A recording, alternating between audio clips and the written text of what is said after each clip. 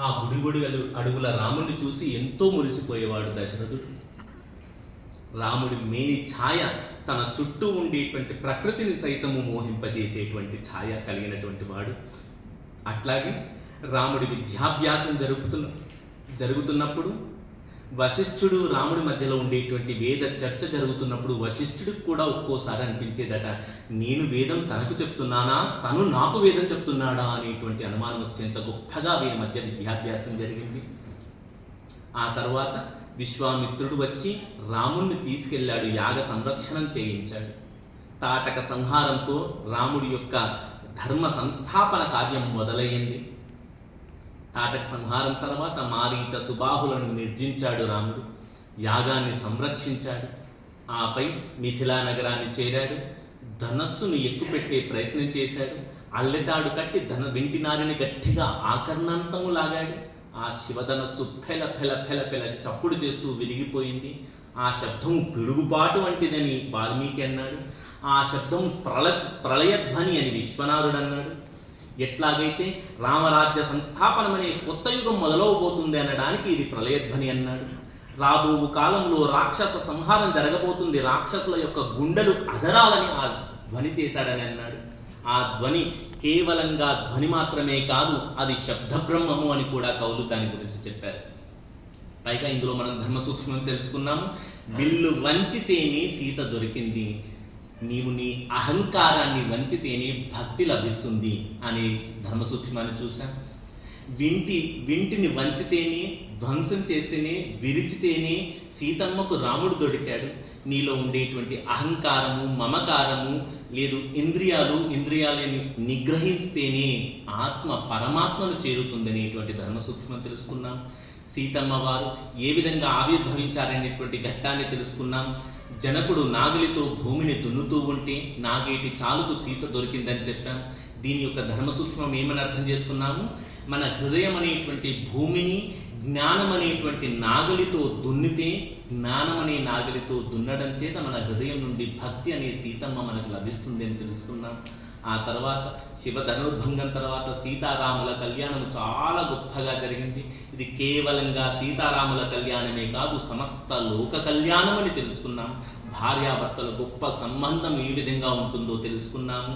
భార్యాభర్తల సంబంధంలో జనకుడు రాముడితో అన్న మాట గొప్ప మాటను మనం తెలుసుకున్నాం.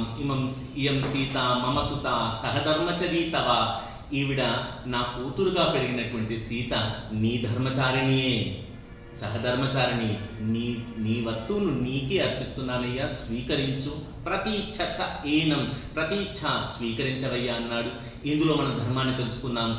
ఏది కూడా నాది అనేటువంటి భావన కాక సమస్తము భగవత్మయము అనేటువంటి భావన చేత భగవంతునికి సమర్పిస్తున్నాననేటువంటి భావన చేత భక్తుడు మెలగాలి, స్వీకరించమని భగవంతుని ప్రార్థించాలనేటువంటి విషయం తెలుసుకున్నాం.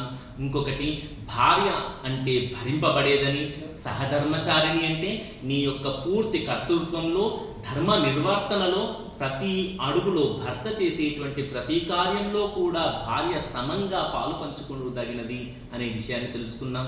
పైగా ఇంకేమంటున్నాడు ఆ తర్వాత, జనకుడు సీతమ్మకు చక్కటి హితవచనాలు చెప్తూ, అమ్మ మహాభాగా, గొప్ప అదృష్టవంతురాలివి, అంటే పుట్టినింటికి మెట్టినింటికి అదృష్టాన్నిచ్చే తల్లివి నీవు అన్నట్టుగా చెప్పాడు.